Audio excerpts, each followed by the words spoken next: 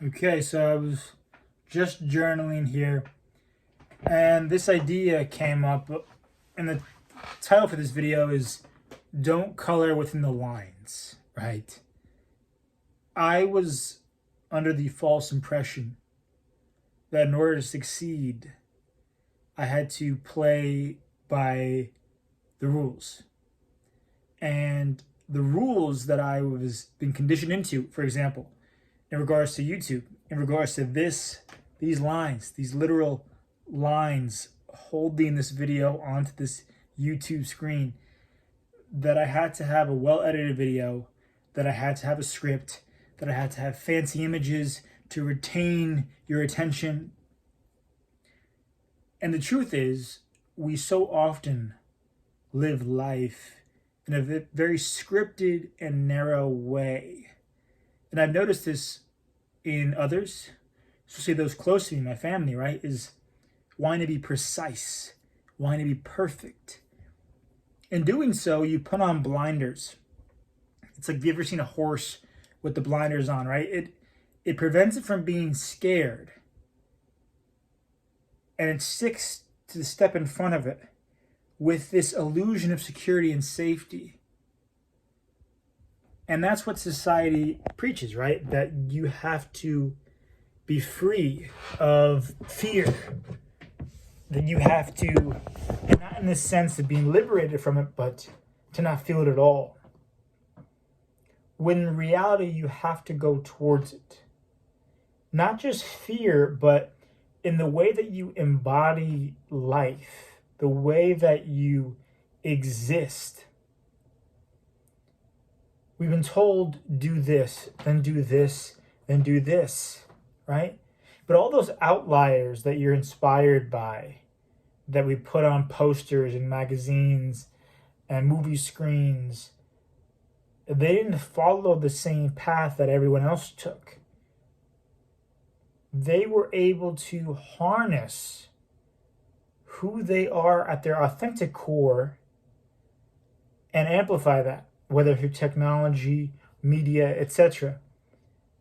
So if you want to find success, perhaps it's not about catering to the algorithm.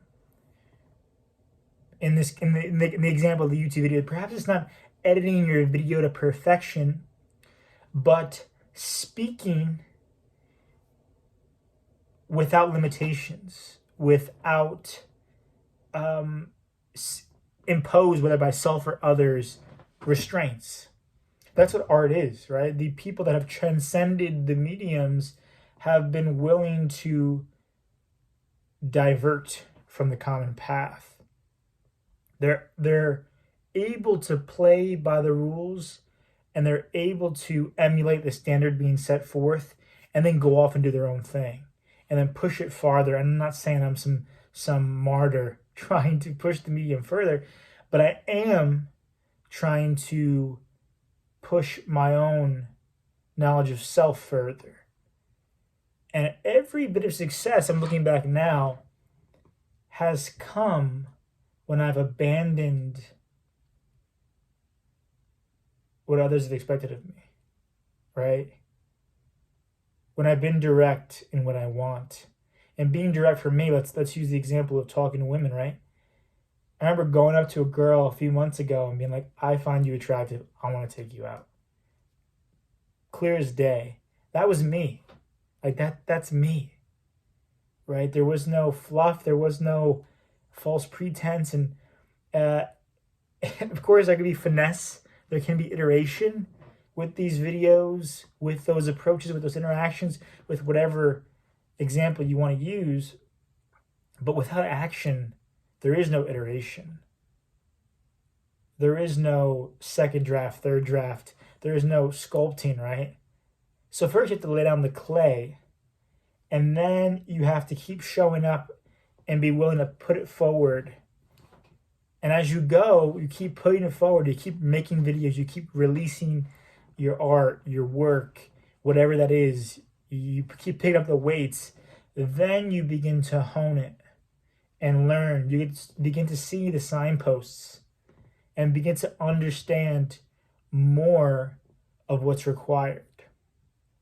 And so that's what I'm figuring out now, because as I've mentioned in other videos, when I've tried to make a script, and this is just blowing my mind because I'm still clinging to the idea that in order to be successful with this medium, I have to create videos a certain way.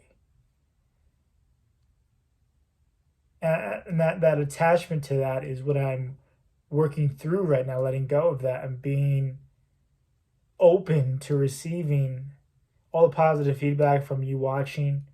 And just it's really changing, one, my definition of success, but also what's possible. Because for me, it was like the limiting belief was I cannot find success with YouTube unless I do XYZ thing. But we're seeing examples of that. I mean, we're seeing of outliers like Sam Sulek and a lot of other creators. I found a lot of creators on my feed now who are making videos just like this, and it's really remarkable, inspiring, and it's hard to analyze because there is, at least for me right now, as I'm making this, there is no plan.